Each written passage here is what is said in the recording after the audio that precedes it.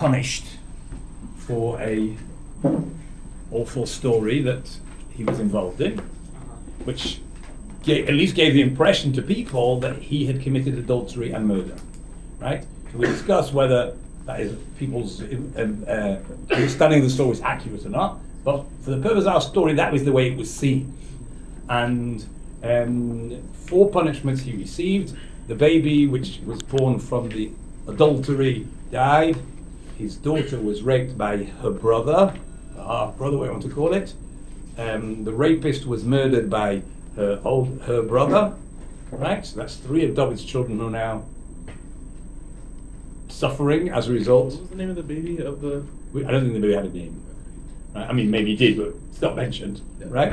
And now, the one who killed his older brother has rebelled against his father. Started rebellion. That's what we got up to yesterday. He went off. He had sowed the seeds of I don't know what the word is, unrest or rebellion through the population by giving people the impression that he was fairer than his father. He would give them more understanding in their claims in court. And generally the population were not so happy with King David, it would seem, because of this whole affair that he seemed to have been involved in. And so now he's on his way, I suppose, from Hebron, which is where the rebellion took place, on his way to Jerusalem. And David is about to leave.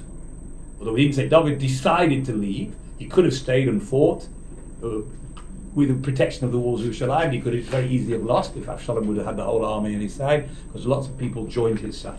So he decided it's in all people's interest, the best thing is to leave, and then maybe some other time he will take the throne back. But in the meantime, he's going to leave and leave it for his son to take over. And the inhabitants of Jerusalem will probably stay, and Absalom will be their king. That's what we got up to. Yeah? All right. So what page is it, Dylan? 33. 33. Very much. Yud Tes Yud. No, Vav. Tes Vav. Vav. Perik Tes Vav, that's Perik 15. Pasuk. Okay, we also mentioned Achithophel. We mentioned that Achithophel was David's chief advisor.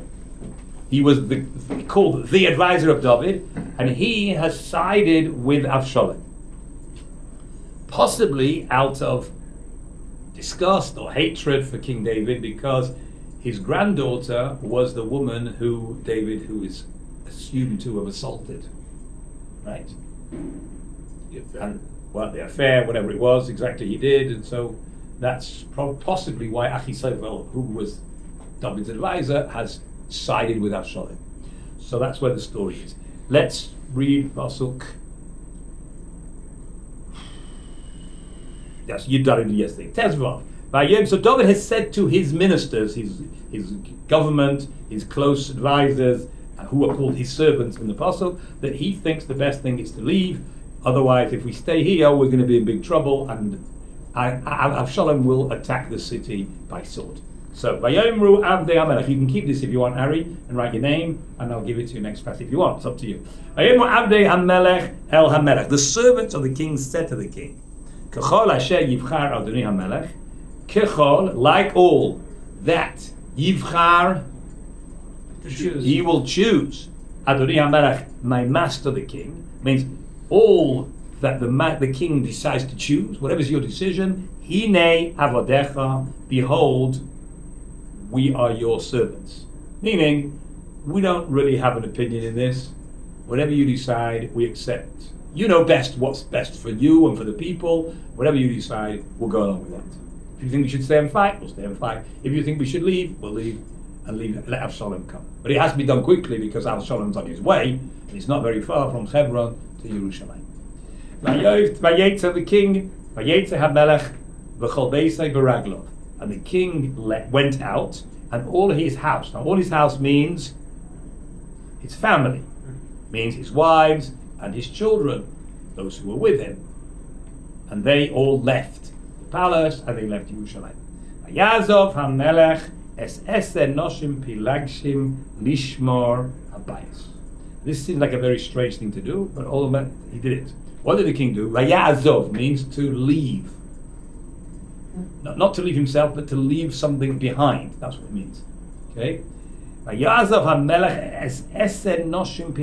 left behind 10 concubine wives. Now that's what it says. Nashim, right, doesn't mean women. I mean, it does mean women, but obviously a concubine is a woman, right? I suppose today it wasn't obvious, right? But in biblical terms, it was assumed that a man's concubine was a woman, right? So it doesn't need to say nashim, it just means, pilakshim always means women, right? It means wives. But it's a funny expression. Usually concubines are distinct from wives. You have wives who are called nashim, and you have pilakshim or concubine. You don't usually put the two words together, right? It's a bit of an extraneous word to say nashim pilakshim. So we'll talk about that in a second. Why does he leave them behind? Lishmar habayit, to guard the house. I mean, someone's going to look out. Someone's going to open the curtains in the morning and dust the pillow. It's weird, right? You leave 10 concubines behind. Now, what makes it more? I can hear. Okay, someone's going to look after it. Otherwise, it's his palace, and if he doesn't look after it, for Avshalom, of course. And then when he takes over, then it'll still be clean and dusted and sponged, and it'll be looked after. Otherwise, it'll get whatever. I don't have any better pshat, but what makes it really weird is if we go back to the story when the Navi called Nathan HaNavi, came to David to rebuke him for what he'd done. Okay, some of you might not have it because it's the bit that we didn't print in the second edition of this, right? So what page is it? Is it like 6 concubines, like 18? Oh, very good. So the Nathan, the prophet, came to him after the whole story about this affair that he had with this woman, or whatever, okay? And he said to him, isn't it enough the number of wives you have already? You have 6 wives. If you want more, you can have another 6 and another 6, 18 wives, right? But that's besides his concubines, right? We said that King David, when he came to Yerushalayim, took other wives and other concubines, all right? Now, this is what it says in the Pasuk. Chapter 14, I think it is. No, earlier. The prophet said to him that he's going to be punished for what he did. And it says over here, Pasuk 24, a wall will not be removed from your house forever because you took the wife of Uriah as your wife. So says the Lord, God, I will establish upon you evil from your house. So that's happening now, isn't it? We can see that. One of the members of his own family is rising up against him. V'lakachti, and I will take es nashecha, your wives, le'einecha, in front of your eyes. V'nasati l're'echa, I will give them to your comrade, to the other guy who's going to be the rebel. That's what it sounds like. V'shachav im nashecha, and he will sleep with your wives. Le'einei hashemesh hazois, in the eyes of this sun, meaning it will be public knowledge what he's going to do. Because you did it in secret, but this will be done. This is a measure for measure. You slept with this guy's wife, these are going to sleep with your wife. Now, so David knows this. So don't you think it's a bit silly to leave your wives behind to look after the palace? But these are the concubines. Oh, okay, very good. These are concubines. So David probably says, look, it's going to happen all the same. That these right? can be Better that it should leave these women behind than my wives, because they're not my wives. They're like, it's not as serious, right? Now, why does he call them Noshim Pilakshim? Because David hopes that although the prophet says Nashecha, which technically means your wives, since the Pilakshim are also a type of wife, they're not technically a real wife, they're also, that this will be, that prophecy will be fulfilled through them. That's why that's why the Navi here writes, these are Noshim Pilakshim, referring to the word Noshim over there, that maybe, or maybe not, I don't know how it works out in the end, right? Maybe it's his real wives who get attacked by, and maybe not, but David's hoping that if it happens to happen, at least it should happen that way. Right? It's not a nice decision to have to make, right? But gotta make a choice. I don't know what I'd say I would have done. I would have taken them all and say, it's got a problem how to fulfill this prophecy. But then the problem, if you do that, God may take your wives. Okay, so I'm sort of helping God to pick the easier path for me. easier if we let God leave these women there. It's easier for me because they're not really right. See, what do we say? Yeah, it's awful. Thought these wives are going to be attacked, raped, and assaulted. It's awful of these Pilagshim as well, but it's not as bad. Right? Yes, sir. All right. So, having said that, we'll come to the story. So that's what he did. He leads them. Lishmar habayit. Ostensibly, that was what their job was there for. Right? Even it could be that behind the scenes, he was the only one who knew about this prophecy. It wasn't public knowledge. We got it because we've got the book here. Nobody else knew this. David knew, so David said, "Why are you leaving these women?" "Oh, that's to look after the house." That was the excuse that he had to leave them behind. So the king left. And all the people, I don't know what that means. All the people who left doesn't mean the whole nation left with him. They didn't all in Yerushalayim. It means all the inhabitants of Yerushalayim? Could be, right? It means all those who left, they all left together. Beraglov, that means at his feet, meaning they all marched together. Ya'amdu, and they stood, Beit HaMerchak. That sounds like the name of a building which is at a distance. Rachok means a distance. It's probably the last house of Yerushalayim, right? The house at the distance, the one that's as far as you can go before you've left Yerushalayim. And all his ministers or his servants are passing by his hand. I mean, he stood still, right, whilst everyone is marching past. Get it? Yes. Whilst he wants to be the last to leave. Right? I mean, he could be the first, but he's a king. So everyone else, like the captain of the boat, everyone else goes out, and then the captain jumps into the lifeboat. Get it? All right. So he's passing. Al yada means next to him. V'chal ha-kresi, v'chal ha-plesi. Now, those are difficult words to translate. We have had them before when we talked about David's cabinet ministers. Right? There was one of the people there was called someone in charge of the kresi and plesi. Okay, who was it at the time? Somebody was in charge of the Kresi and Plesi. Can't remember who it was. It does say who it was. Later on, it says Benayo Ben Yehoyada. Here it says who was in charge. What is the Kresi and Plesi? Is a bit of a discussion. It's usually translated as the archers and the slingshots. Yes, Benayo Ben Yehoyada. Got it right. But Benayo Ben Yehoyada, he was in charge of the Kresi and Plesi, which simply means those were two units in the army, which were David's, or the royal guard, which one unit were archers, and one was slingshots. That's what they were, and that's how it's usually translated. But Chazal have a completely different take on this word. And they say it means the Sanhedrin.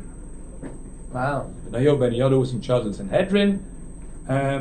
Because these two words are just weird. Kresi doesn't mean slingshots, and it doesn't mean archers, so why should it mean that? I suppose there's some reference somewhere in Eov, you'll find a apostle that will be connected to it, right? But yeah, that's the usual way you find obscure words. You look at the book of Eov, and there's all sorts of obscure words, and it helps you say things, right? So it could be that's the way to translate it simply, but the word karet means to cut, usually, and pele means a wonder or something hidden. Mm-hmm. And Chazal say that it's the job of the Sanhedrin, whenever something is hidden or unclear, it's their job to make to cut the deal, to make the final decision. They give a psak, which means to give the final decision about something which is unclear. So that's why they're called Kresi and Plesi, because they give the final psak on things that are unclear. Okay? Maybe he was both, That's, I don't know. Okay, so the one is the Pshat and one is the Chazal's Drash. Okay, that's what he was. And they are very loyal to David, and they're the ones who are in Yerushalayim, and they come with him. V'chal ha-Gittim, and also the Gittim. Now, Gittim means people from, any guess? People are called Gittim if they come from Gat. Okay. Right?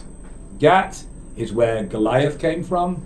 Okay, today there's a town called Kiryat Gat, which is close to where the Palestinians live. And in those days, it was a Pelishtim area. So why are these people in Yerushalayim? Because David lived for about half a year in Gat. Well, in the area near Gat. He went to Gat first, and then he moved out into the countryside. And some of the Pelishtim there were very impressed by David, and they liked him. He was a great commander, and they joined his forces. Now, did they convert? That's another question. right? So it could be they converted and they're still known as Gittim because that's where they came from, right? Which is not strange, Just because I'm Jewish doesn't mean I'm not from Manchester, right? So I'm a Mancunian even though I'm British. So it could be they still maintain their identity as Gittim, or it could be that they actually did not convert. Anyway, they were a group of people who had joined David's forces, and they were also loyal to him, and they left with him. How many were? Sheish Me'ot Ish, altogether 600 men. Bo Beragloi, who came at his foot, which doesn't mean on his foot, but it means with his march. They marched with him, right? They use expression. Migat, they came from Gat when David was in Gat. That was many, many years before this, but they were still his loyal to him. Al Panei HaMelech, over him, passing in front of the face of the king. They all marched out. So we had the Gracie in place, which was one type of group. This is an Sanhedrin, or it's a group of troops, and this is another group of Gittim. The HaMelech of Itai HaGitti. So one of these Gittim was called Itai. And we mentioned him before, although I don't think his name was mentioned before. We mentioned him in the context of the stories where David took things from pagan deities and used them for himself. And we wondered how a person could do that. He took the crown, remember, he took the very, very heavy crown of the deity of Ammon and used it. Right? It says he used it for as a crown. Right? And the question is, how can you do that? Something from Avodah Zarah you're not allowed to use. And we said there's a halacha that if a non-Jew spits at it or smashes it, then it loses its status of Avodah Zarah. So David had this Avodah Zarah goy who would do these things for him. We have a Shabbos goy, and his job is to do things for you on Shabbos. So he had this guy, whenever David would need a goy's services, please spit at this, the guy would spit at it and thank you very much, and then would wash it off and then put it on, use it. That's the loophole of how you get around these issues. Okay? It's all right. Okay. Look, if he's still got a Yoshki sitting there on the cross, I don't know if you can do that. You'd have to, shave his nose off. You know what I'm saying? I remember my sister once, it was a long, long time ago, right? She had bubble baths. You know what bubble bath is? Yeah. So they put in your eye, was shaped like a pig. Well, I don't know where she got it from. And my older brother was very, very from. He was in yeshiva at the time, right? And he came and shaved the nose off. And then all the bubble baths came down because he made a hole in it. Okay, but that's the sort of thing you do. You deface something and it loses its significance, and then it's okay. So you have to do that to Avodah Zarah as well. So this Itai HaGitti, who was one of these Gittims, he was still non-Jewish. It could be he wanted to convert. God said, no, don't convert. I need you as a goy. Right? You're a good goy for me. I need a Shabbos goy, right? So I need my Avodah Zarah goy. Whatever. I don't know. Anyway, that's who he was. He's known as Itai HaGitti, and he was also one of David's generals. And David said to him, Lama Telech, why are you going? Gamata, also you Itanu with us. It could be referring to Itai and all the other Gittim who were with him. But Itai was like the commander. He said, why are you guys coming? Why not? Shuv. Shuv means? Go back. Vishev? Go back. Sit. No, sit. One means to go back, from Shuv as in Teshuvah. One is from a different word, from Yashav. One's Shuv, one's Yashav. Two different meanings. So go back and sit in HaMelech with the king. Now here he's referring to his son. Interesting that he refers to his son as the king. He doesn't call him the upstart, chutzpah rebel. No, he calls him the king. To me that's fascinating. I wouldn't have used that word if my son had taken the throne. Yeah. I would call him a nothing. But it could be because in a certain sense, the king is whoever the people decide. Right? In a sense, right? You don't have the people on your side. You can't be a king over 100 people. You have to have the nation. If the nation without someone, maybe he's the king. Maybe he doesn't have the right to it, but he's the king. And therefore, David is referring to his son as the king. Or maybe it's something behind it. I don't know. That's what I think. So, go back and stay. Shev doesn't mean to sit. It means stay with the king. Why? Why should you? Ki nachri ata, because you're not Jewish. Nachri, you're a stranger. Right? So what if he's a stranger? V'gam goyle ata limkoimecha. Now, gam means also. Goyle means gole. Shave. No. Why? No, that's Shave. Golea. Gole. Gula. That's with an aleph. The opposite of geula. Galut. Right? Gole means into exile. Ata, you are an exile. Lim kaimecha. I suppose it means, I don't know why it's written like this, from your place. It means you've already been in exile. You're already a foreigner. We live here, we're going to exile now, but you've already exiled once, you're going to come with me and exile again. Like you just learn to settle down in a new country. It's more difficult for you to move a second time because you're a stranger and you're already exiled from your place. I think that's probably the way to translate it, although it doesn't fit in so well. Tamar ba'echa. Tamar means, like we would say, etmon. Etmon is? Etmon is yesterday. Yesterday. You just came yesterday. Not literally yesterday. It was more probably 20 years ago, right? But whatever. You just got here. V'hayom aniacha imanu laleches. And today, aniacha. Well, that's a hard word. Aniacha. Any suggestions? I'll afflict you by letting you come with us. Yeah, well, I affect. You just guessed that, right? Yeah. I mean, it's okay. It's okay to guess, right? But what's okay? The aleph is obviously a prefix. It's I. The chaf is a suffix. Okay, of you. So the word is niya, right? Like shvana. Yes, exactly. It's that same with shvana, right? We talk about the tenua. Tenua is the movement of the traffic, right? Okay, or a manoa. What's a manoa? Manoa is an engine of a car. It's a manoa because it makes the thing move. Does it have any connection with monit? No, that's from a monet because it counts your bill, right? That's from monet. Like a minion. Monit is like a minion when you count the people for a quorum, right? It's a minion. Okay, a manoa, right, is tenua. Okay, it's move. Good. Nova nod tiye ba'aretz. Who remembers that pasuk? None of you. Okay? Nava Nadir, that was the curse that God gave to Cain for killing his brother Hevel. Since you will be a mover, you'll move around. Right? Mava Nod. Nod in the land of Nod. Nod means the same thing. Wanderer? Yes, like a nida. What's a nida? You think a nida is because she menstruates. That's not really the word. Nida means move, she moves out. In the olden days, she would move into a different house because everything she touches is tummy. All the food she touches is tummy. So the thing was, she would have, like you have a Pesach kitchen, she would have a Nida kitchen, and she would live them separately from her husband. So the word nad means to move out. So nad and nod are really similar. Why don't we do that anymore? Because we eat, we're all Tamei in any case. We all eat things we should Tamei. We don't go to the Beis HaMikdash, we only eat Truma, we don't eat Karbanos, it's not really relevant. The only thing is, she's been to her husband, right? So they have to sleep in separate beds, right? But she doesn't have to have a separate kitchen. Get it? Okay. All right. Anyway, that's the word na v'not. Here we're talking about the word na. So aniacha means I will make you move. So it's causative. That's why it has the yud in the middle, right? Aniacha, I will make you move. So yesterday you came, and today I'm going to make you move. Imanu with us. Laleches to go. That's unfair. So I don't want you to feel any pressure. Look, I appreciate your sincerity and your your sign of empathy. What's the word? Allegiance, loyalty, right? But I don't want you to feel pressure because I realize you just come. So I'm not going to push you to move again. V'ani holech, and I am going. Al asher ani holech. I suppose it means wherever I'm going to. I don't know where I'm going.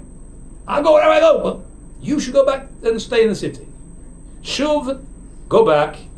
V'hashev esachecha, and settle with your brothers.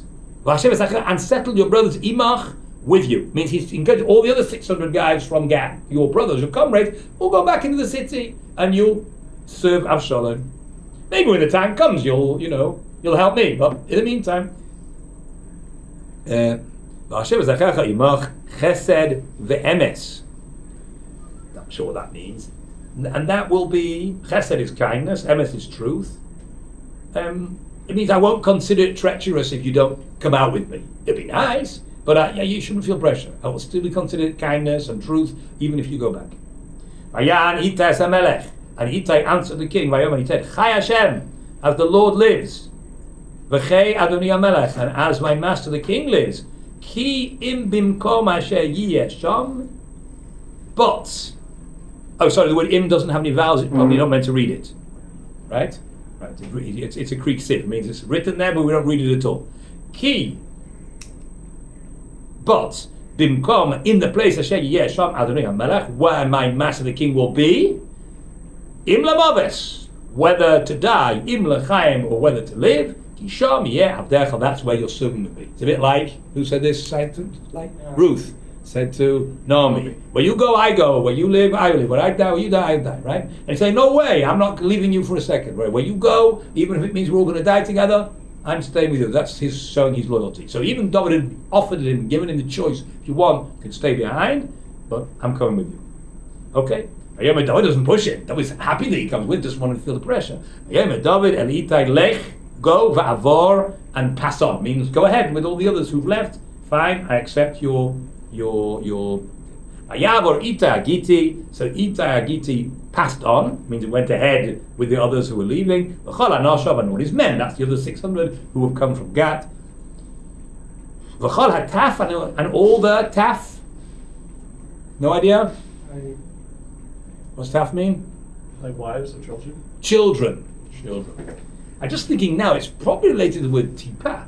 Tipa means a drop. A drop. It means all the little drops. The little drops. I guess I never thought about it. Yes, it means children. Sounds- So it's interesting. This word, people were leaving with their families, presumably with their wives too, unless they left their wives to look after the houses as well. I don't know about that. Probably not, right? So even the little kids came with. V'chol haaretz bochim, and all the world are crying. Now that doesn't mean all the world, doesn't mean the ground. It's just an expression, right? It means the tears and the crying, not crying as in no, it means the sobbing, right? Because bochem means to sob, right? To cry out is zaek or tzoek, but to cry with tears is bochem. People were literally crying. This is an awful situation. They're leaving their houses. They're leaving some people, their friends behind. Those who are leaving, right? And they have no idea where they're going to. They're leaving a spoon with them. They've got no food with them. There's nothing, right? And this is it.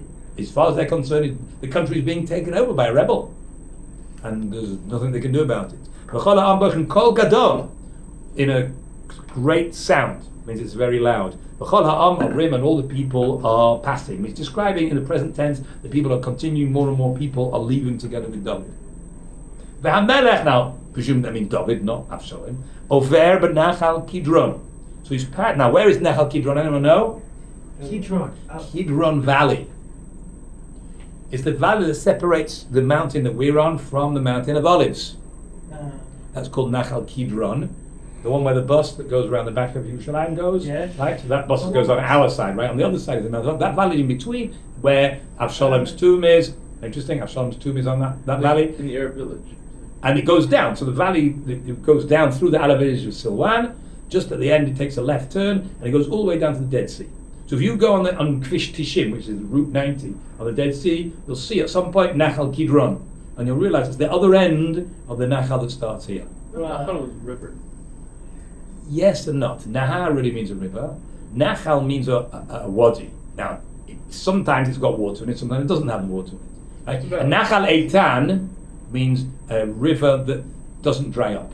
Nachal Kziv means a river, a valley where it has a river in the winter, and in the summer it dries up. So that's why the word Nachal. Here, for example, there is a stream there. Just at this point, there's no stream. It starts off later on, and it comes out with a Rogel. That's where it starts, and then it goes all the way to the Dead Sea, I imagine. Unless the water ministry have taken it and it dries up. That's how it would have done in the old days. Okay? So that's where he's going. So he's leaving here, imagine he's leaving Yerushalayim, going down the hill, crossing Nachal Kidron, and he's going to climb up the other side of the Mount of Olives to go into the desert of Judah. That's the way he's running away. Okay? That's where he's going to. Well, yeah, well. But yeah, VaHaMelech Over, he is passing, striding in the present tense, but Nachal Kidron, in the valley of Kidron. By the way, that Nachal Kidron, when you go right, becomes Gei Ben Hinnom, right? The valley of Hinnom. That's when you go right, and it goes that way, and it goes to where the Cinematheque is, and where eventually comes to Shar Yafo, which is the other side of Yerushalayim. When you go left, it goes to the desert. What's the difference between a gay and a nachal then? A gay is probably a dry valley that doesn't have water even in winter. Right? It probably did have 10,000 years ago, right, when the Ice Age, like whatever that was, right? But it's not got any more. Okay. Gay. Right. Good. Where are we? What can you do if things have a different meaning today than they used to have? What did my uncle say? My uncle was an English teacher. He used to say that they killed the word gay. They killed the word. It used to mean happy. right? Yeah. It's just the way that you said it was funny. Joy and Yeah. Okay. Anyway. All right. Vehine. It fits in very good. Gay Ben Hinnom. That's the place where you go, right? So it's called Gay Hinnom, right? We call it hell. All right. Vehine. This is so politically not correct. I'm gonna lose my job. You're gonna have to erase this. I am denied I ever Watch said your it. stand up, brother. Okay. All right. So they're on Nachal Kidron. All the people are passing al Pnei Derech over the road. Derech is the road. Es Hamidbar. So it's the road that goes in that way to the desert, and the people are going along this road. They've left Yerushalayim, going down the hill, and they're now on the road to the desert. The Hine, all of a sudden, Hine is always spraying something you didn't expect. Suddenly, right? Suddenly, Gam Tzadok, also Tzadok. Which we never expected Tzadok to go. Who is Tzadok? Tzadok was the Kohen Gadol. Or the deputy, I'm not sure whether the Kohen Gadol or the deputy. And he came too. Now, this was a bit unexpected because, you know, there's no temple, but the Ark of God is in Yerushalayim. It's in a big tent where David used to pray there, and people, I suppose, would come to pray there. The Mishkan itself is in a different place. It's not yet got together. We'll get together later on when King Solomon builds a temple. Okay? David prayed in front of the Amon? Yeah. I mean, was there a screen in front? I don't know. It doesn't say. It was in the tent. It could be there was a screen in front. I don't know. It doesn't say. All right? But, yes, it says a few times he went to pray there. After his baby died and that sort of stuff, he went to pray there. Okay. So there's priests who have to look after this. You have to make sure that people know where they're allowed to go, where they're not allowed to go. They have to wash their hands, take their feet off, take their shoes off, whatever. There's priests in charge of that. Okay? So they have to stay behind to look after this. That's what we expect. No, but they came too. All of a sudden, Gam Tzadok. Also the Gam Levim, all the Levites who were in there. The Levites' job is to be guards of the temple things. Ito with him. And what they're doing, Nosim. Nosim means to drown it, to make him. that's Nosea. Nosea is with a Samach and Ayin. This is Nosei, Nun, Sin, Aleph, which means Naso. to lift up. Yeah. To lift up. Exalt. Like Naso. Naso, like in Parsha. Right, Nosei. So Nosim, they're carrying what they're carrying, not to journey, right? Right? He'd been Soa Ha'aron doesn't mean lifted up, it means to journey.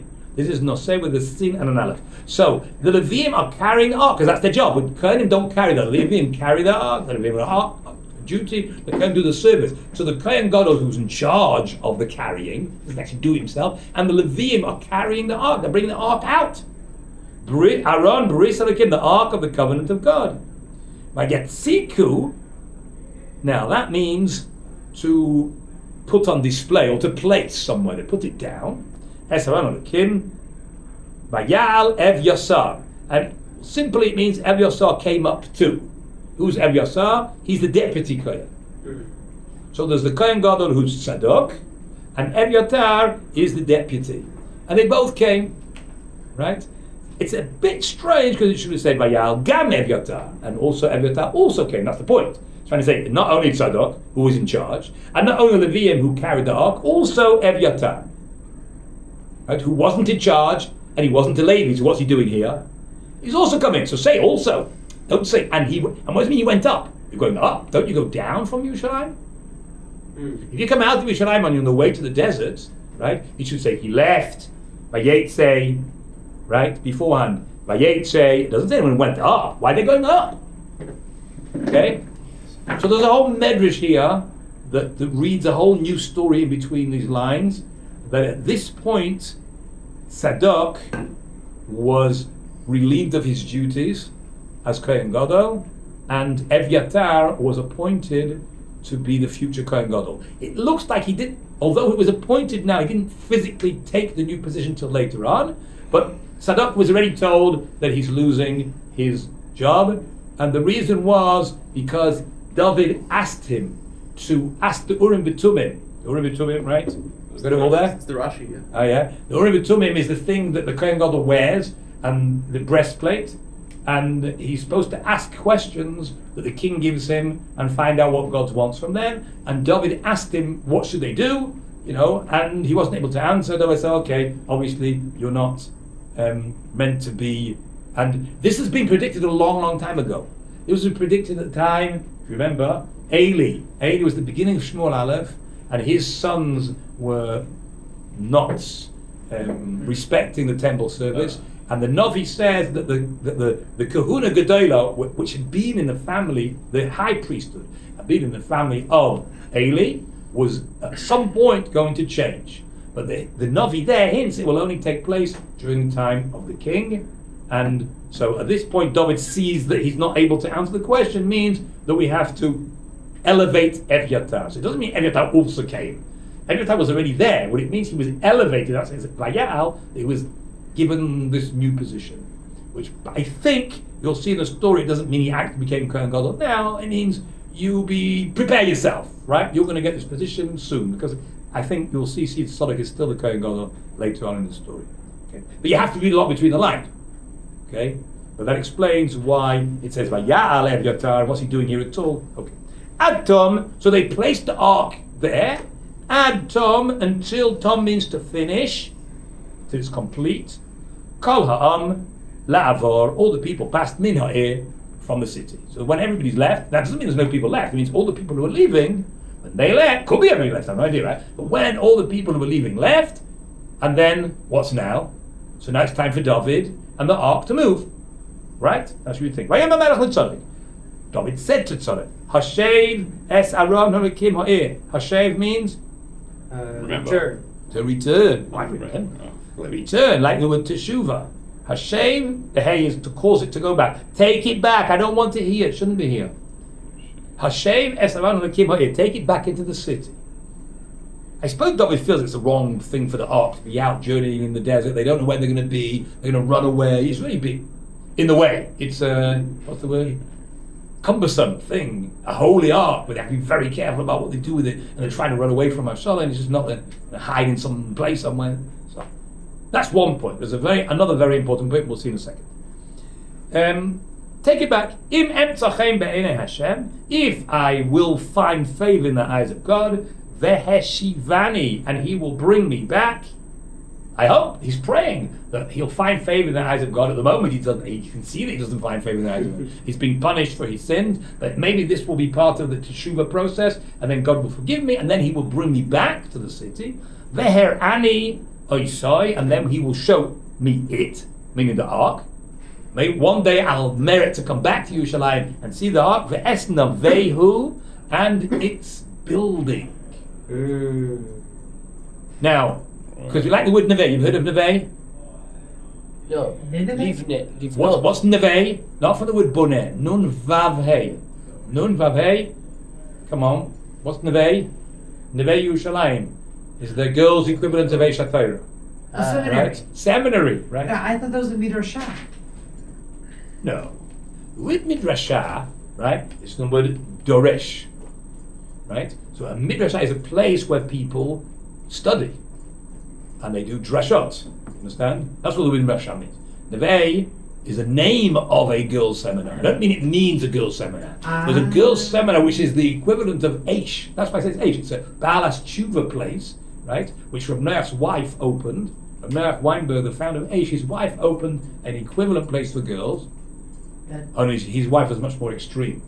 So the girls didn't really fit for the boys there. She was like much more Haredi, Rabbi Noach's wife. Right? So like she wouldn't let the girls wear wigs, they had to wear scarves. Right? Yeah. I mean not in school because they weren't married yet, but when they got married she taught them. This was like she was more Haredi than Rabbi was. Anyway, so anyway, this was the place that she opened. It's called Neve Yerushalayim. Neve means a home. As in a home, because the wife is the home. The wife is the one who builds the home. Get it? That's why the place is called Neve. So Ve'es Navehu means its home. Whose home? The home of the ark. Yeah. I pray that I will merit to find favor in God's eyes, and I will come back and see the ark and its home. Beis Hamikdash. Correct. He probably means the Beis Hamikdash because it's tent, which is what it's in at the moment. The ark. It's not its home. So he's hoping that one day he'll merit to come back and see the building of the Beis Hamikdash. Is he saying that he's also hoping that he is going to be the one that? Okay, so let's talk about it. Right. The problem is he's already been told by the prophet that he's not going to build a temple. Right. He was already told that your son King Solomon will build a temple, not you, because you spilt so much blood. Okay? But maybe like all negative prophecies are not necessarily happen, they're just a threat. If this Teshuvah process is going to be an amazing lesson for King David, maybe he'll be forgiven for earlier things and be able to build the temple as well. That's part of his prayer. Right? You never give up. Yes, the Navi's told him, you're not going to build it, God doesn't want you to build it, but you never know. Maybe God will let me do that as well. Maybe that's the way to read it. I'm not sure. Okay.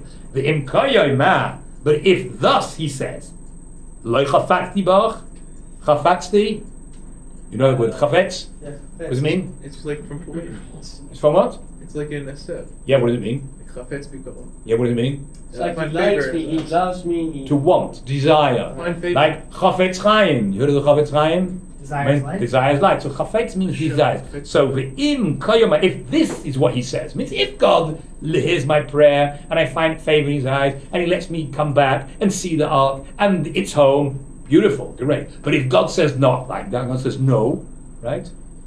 Im kayoma lo chafatzti bach. I don't want you, means I don't want you to come back. Okay. Hineni yaseli.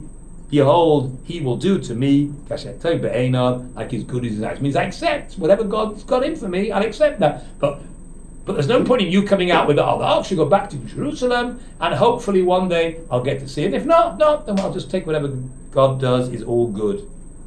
The king said to Tzadok the priest, Haroya ata. Do you see? See, that's a question. Hey, there's a question. Do you see means do you see my point? What I think is silly to come with us. You should go back. Shuva ha'ir b'shalom. Go back to the city in peace. V'achimat bincha. And your son Achimat, the Yehonasan ben Evyasar, and Yehonasan, the son of Evyatar. So those are the two Kohanim. One's a Kohen Gadol, one's a deputy. They've each got a son. One's got a son called Achimat, and one has got a son called Evyatar. What does deputy mean? Deputy Kohen? What is that? So deputy Kohen Gadol means, Number two. Number two. Okay. Right. You don't say that in English? It's a- Yeah. No, because the deputy in American means like the sheriff. Yeah, yeah. Right? No, in English it means number two. He's Okay. like the second in command. Right? advice. Yeah. So, Yes. Shnei b'neichem itchem, your two sons with you. I want you to go back to Yerushalayim, both of you, and with your two sons.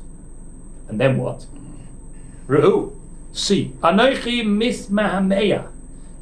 Now, the word hismameh, we use it the whole time, don't we? No. Nima. Anima.